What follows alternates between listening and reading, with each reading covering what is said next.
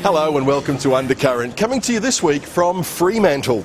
Last Sunday saw the streets of Perth come alive with almost 14,000 sets of feet taking part in HBF's Run for a Reason. With people of all ages taking part and so many beaming faces crossing the finishing line, the event was a huge success and raised over $320,000 for 6 of Perth's most worthy charities. Christy Molliker was there taking in all the action. 3, 2, 1.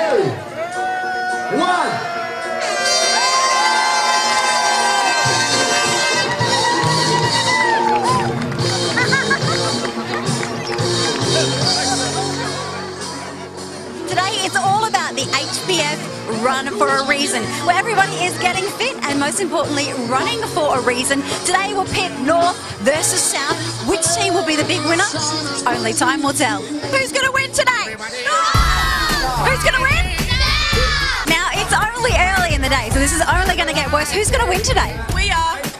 Well, I just said to the public out here that I feel like Steve Waugh, the Australian captain, you know, he had just a champion team. All he had to do was turn up and just go, you go there, and we win. So it's as simple as that. North will win. It's always been a deluded world that he's lived in. Look around, there is blue, blue, blue, blue, blue. Winners are grinners.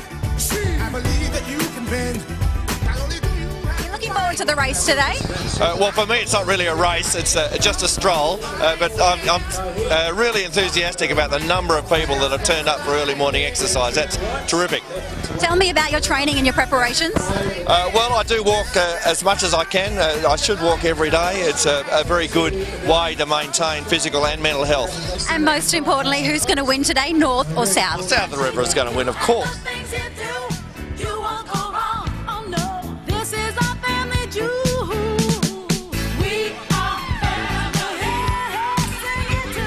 Everyone was giving me a hard time about being neutral. They said, come on, you've got to be North or you've got to be South, so I got in trouble for being neutral. So there you go, you can't be a diplomat here in WA, you've got to pick sides, you've got to go for one or the other. I'll go for both.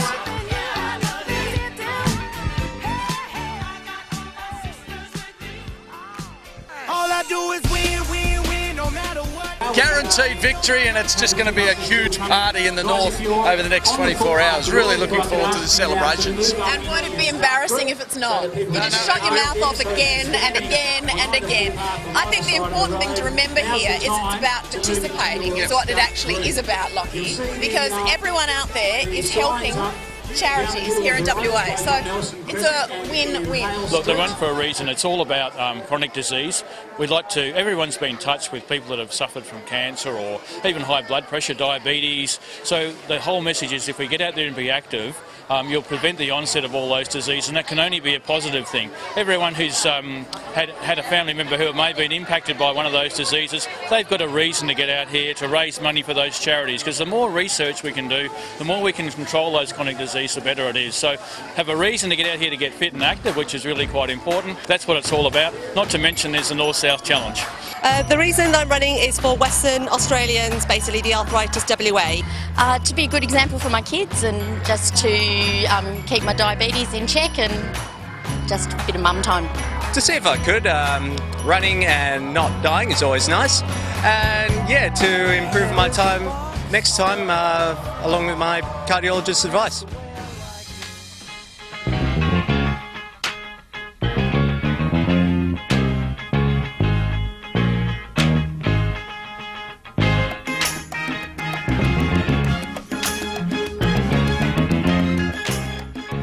So, the all-important results are in. Today was North versus South, and the big winner was the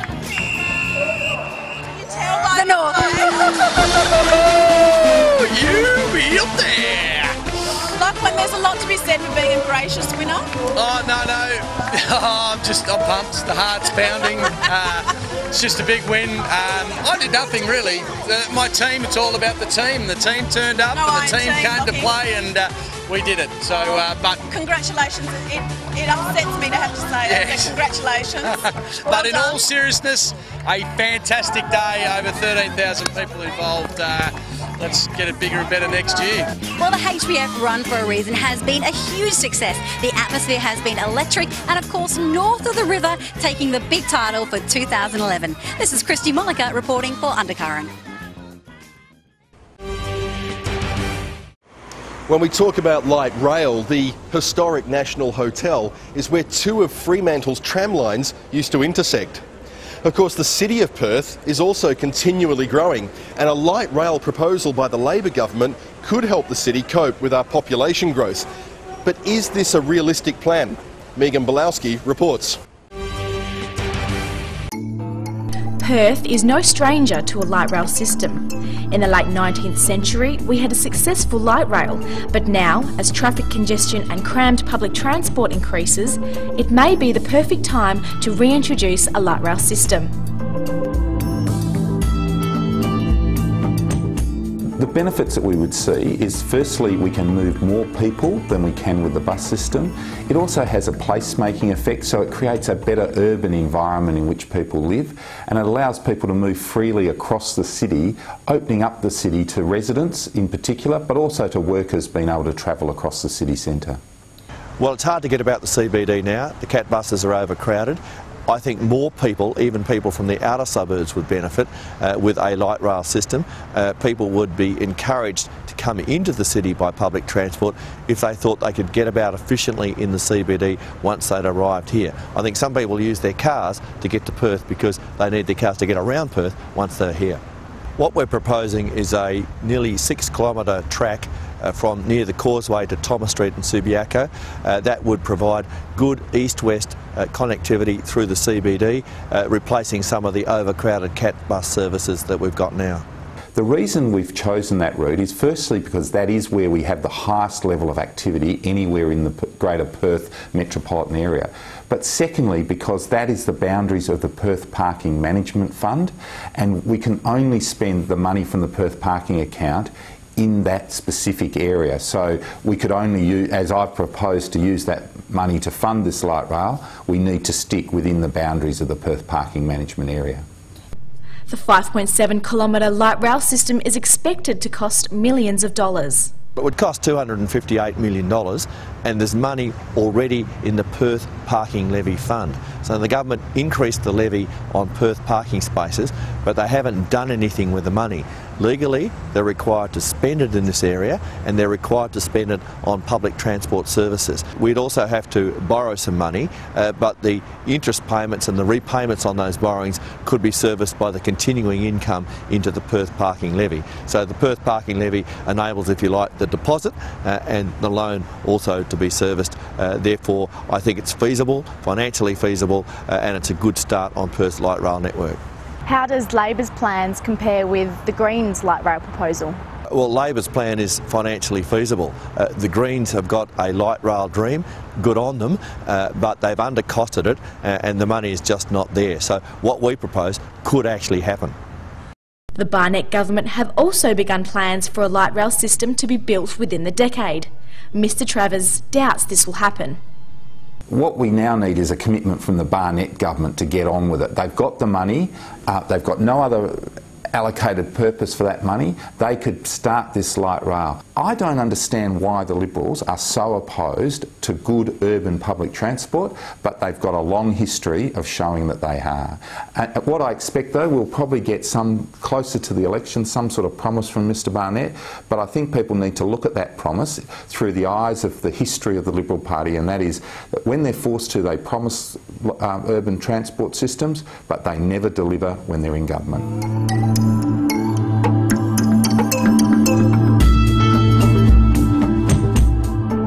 Why didn't Labor do this earlier when they were in power? Well, we had a massive investment in public transport. We were focused on the urban rail network, the heavy rail network, so we virtually doubled the size of the metro rail network during our period in government. You can only do so much at any one time. This is the logical next step. As plans for a light rail system are being developed by Labor, Liberal and the Greens, which proposal will get the green light? Megan Belowski reporting for Undercurrent. We all know where our favourite drinking holes are, but very few of us know where Perth's booze buses are. There's a Facebook group been set up to warn drivers of where they should avoid. Is that the right thing to do? We've done some Vox-Pops and we ask you. With the locations of booze buses and speed cameras being posted on Facebook, we asked you whether this practice was irresponsible and dangerous or just the motorist fighting back. Do you think it's irresponsible for people to post the locations of booze buses and speed cameras on Facebook? Yes, definitely. Yes, I do think it's irresponsible, but at the same time, obviously, I'm one of those people that are paranoid about those things. Yeah, I think it's pretty irresponsible. Probably not. I think speed cameras, we know about the locations for such a long time that I don't think that Facebook's going to make a difference. It's a good idea not to let people know where the booze buses are, so if there are people who are repeat drunk drivers, that they don't get a chance to avoid them and just keep doing it. You tell your friends, like people are interested in telling their friends that there's a booze bus. It is a bit against the police, but it's good for us. Would you ever use such a website? I don't drink drive, but yeah, not really. I don't drink drive, and I wouldn't be on my phone looking for booze buses anyway.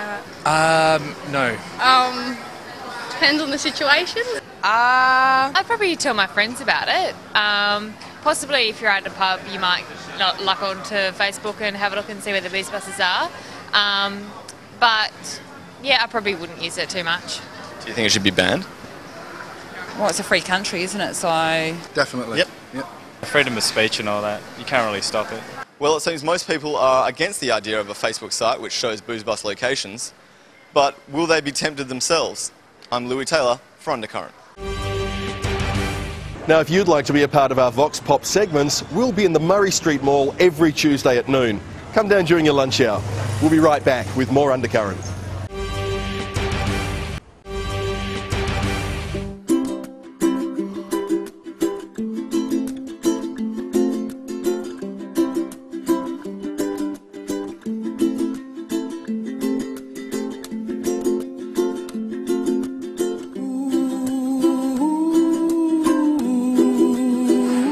I'm Lucy here for Undercurrent, and tonight we're at the UWA Tavern for an event organised by the Young UN Women of Perth. Tonight we're going to hear Anuranda speak about her organisation that she started, Marty Nepal, which saves young women from sex trafficking.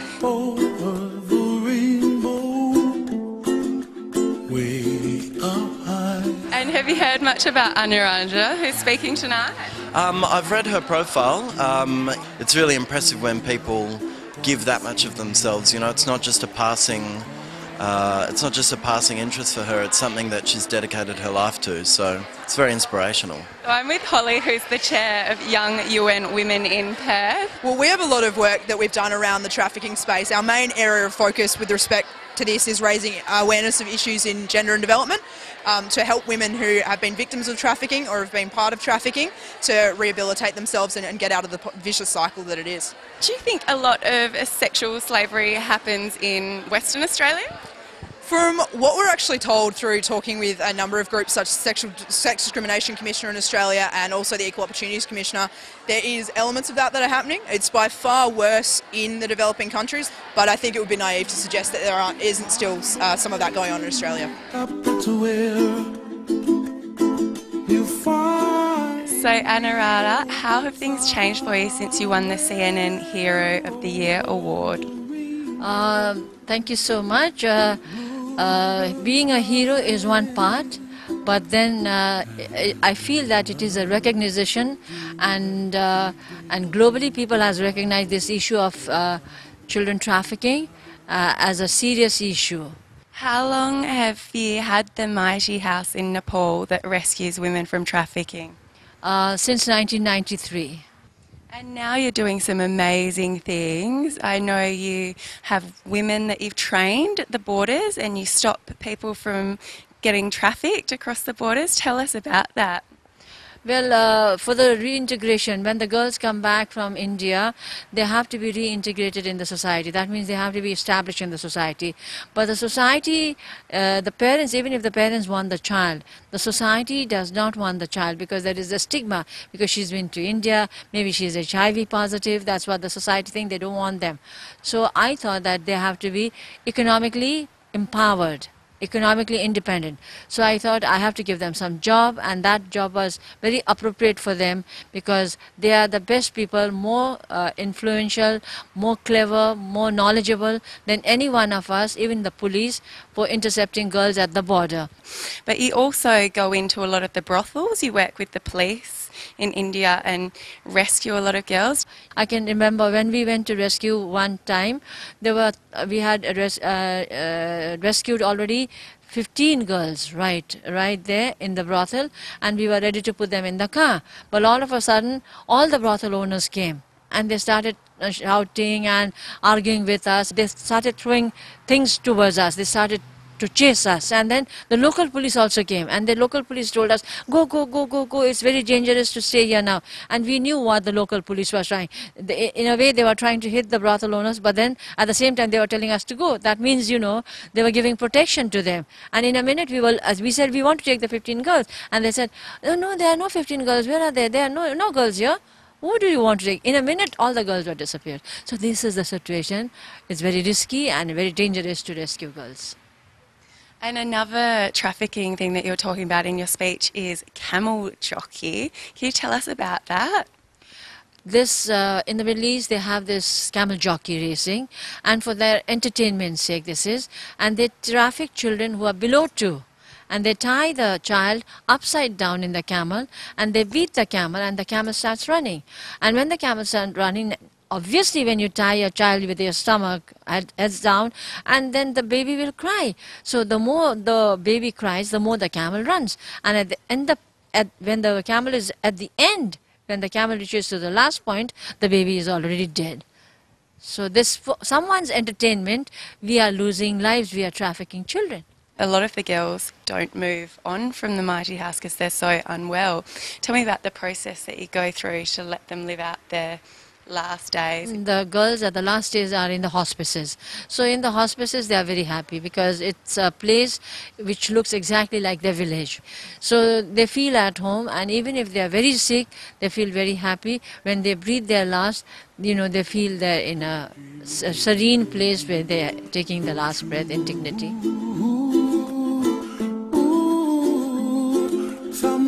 I'm here with Byra, who's actually from Nepal and was influential in bringing Anuradha over. Once I heard she was the #1 in CNN, then we are so excited.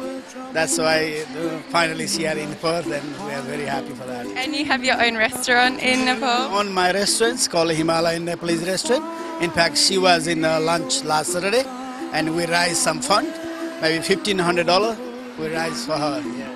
You're very brave and you're doing very amazing work, especially with your Mighty House. They are very lucky that they have got someone as precious as you to look after them. And I saw in the speeches some of them were saying that, you know, they owe you more than they could possibly ever return. I owe them a lot because, you know, they are the ones who should receive all the happiness of the world. And we all globally have to really work hard to give them happiness. If Anuradha has inspired you, you can help her cause, Mighty Nepal, by visiting her website and get behind Anuradha and help stop trafficking.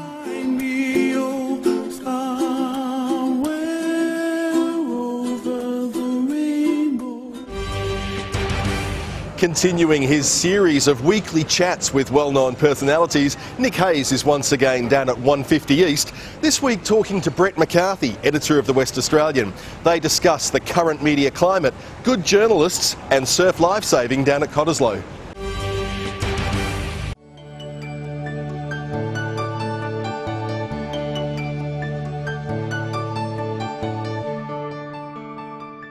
Brett, thanks for joining us. It's been 2 years now that you've been at the Reign of the West. Your objectives from the beginning, have you met all those? Yeah, there were obviously circulation targets and all sorts of objectives that we had, and along the way over the 2 years, you know, some of those have been met and some haven't, but it's certainly been an interesting couple of years. What were the biggest challenges when you did take over the role that the West was facing? Probably when I took the West over, one of the biggest challenges was the challenge to re-engage with the people of Western Australia, try and become a bit more of a positive influence in the community and to get people to like the newspaper again, and I think in a lot of ways we've achieved that. Internet. We know that the internet media has changed the way that newspapers are being consumed. What have you done, or what has the paper done to deal with that? When we went from our old platform to the platform that we're on now, that we've done in partnership with Yahoo 7, it really improved our site. It's gone from an area that used to lose a lot of money for us to an area that's now breaking even and even making some money for us, and it will continue to grow over the coming years. What do you look for in a journalist? I think that it can cater for a lot of different types of people and a lot of different personalities. I think more than anything, the greatest attribute you can have is curiosity, and being able to keep asking the question and ask questions about the things that are going on around you. How's journalism changed in the last 20 years? The changes have been immense. I think that journalists are often more thorough now. I think there's a more rigour than there was in the past in a lot of ways. I think that we're often held to account more than we were in the past. Things move very quickly and change very quickly. I mean, the greatest change obviously is the internet. I mean, there was nothing like that. When I started in journalism, there weren't even mobile phones. Well, let's talk about the future of newspapers. What is the future of it, and is it all just down to advertising, the way that consumers now are looking at different ways of advertising? It's not all down to advertising. I mean, advertising pays the bills for what we do. It's been said that newspapers are a sunset industry. When I got into it more than 20 years ago, but we're still going. I think we've still got a lot of years left in us yet. It'd be up to companies like ours who have newspapers and have digital interests and have television interests to sort of manage that process, and hopefully if revenues decline out of the actual newspaper, we're able to raise them in other areas so that we'll still be able to keep producing the sort of journalism that I think is important for us. When Brett McCarthy's not heading up the West Australian, what's he doing at home? Spending heaps of time with my kids. I've got three young children under 10 and one on the way actually. Outside of that, I do my own thing, do a bit of my own exercise, and spend a fair bit of time at Cottesloe Beach. Really good leisure activity, and spending 5 hours on the beach doing a bit of volunteer work as a volunteer lifesaver is a good way to spend a summer afternoon. Brett, what is it you love about Perth? It's just a wonderful place to be able to bring up kids. The natural environment, the coast and the river is a fantastic place, and our kids are West Australians and they're all born here, and it's certainly our home and a great place.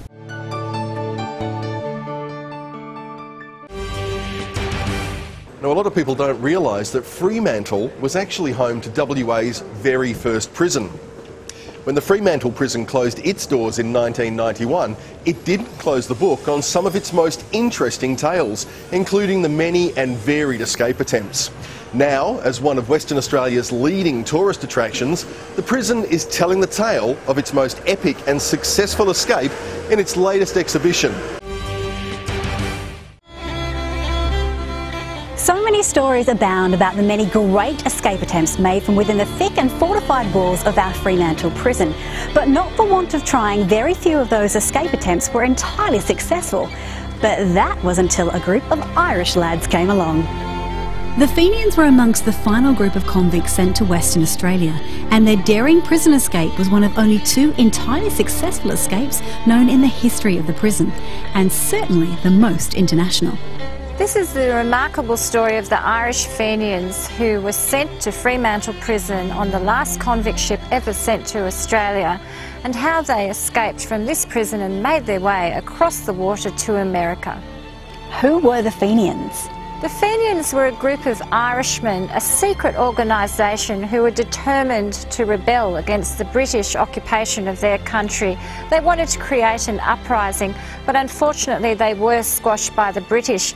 A number of these Fenians actually served in the British Army, so they were arrested for treason, and the sentence for that was actually death, but this was commuted to life, transportation to Western Australia. So how exactly did they escape? It's an extraordinary tale. The men languishing in the prison sent letters to America to their compatriots who were over there, pleading for them to assist them. The Irish in America decided to support their fellow countrymen and organised a rescue ship, which they disguised as a whaler, sailed right across the world, kept it disguised and organised to rendezvous with the prisoners.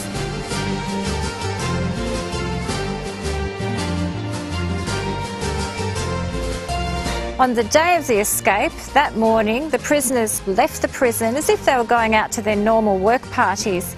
Instead, 2 horse-drawn buggies raced past, picked them up and took them down to Rockingham down south, where the whaling ship was waited to collect them.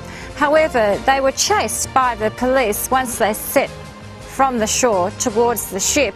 Finally, they got on board, they were chased again, a cannon was fired, but they were by that stage in international waters and they made their way back to America. Were they ever captured?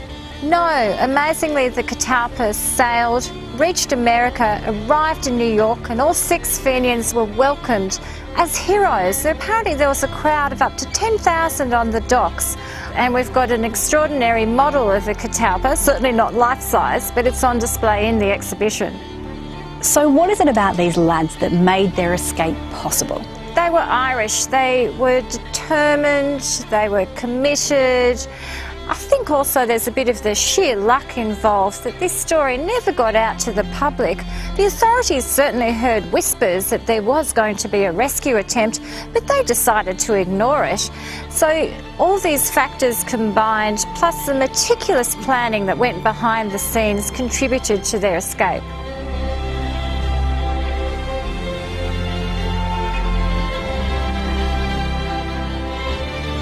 April 17 this year marked 135 years since that daring Catalpa escape. And to help celebrate, the Catalpa exhibition runs here at the Fremantle Prison until August 7. Admission is free. This is Christy Mullica for Undercurrent. Now, if you'd actually like to get your face on camera, you can come down and do the Vox-Pops that we do every Tuesday at noon in the Murray Street Mall. Love to see you down there. I'm Jason Jordan. We'll catch you next time.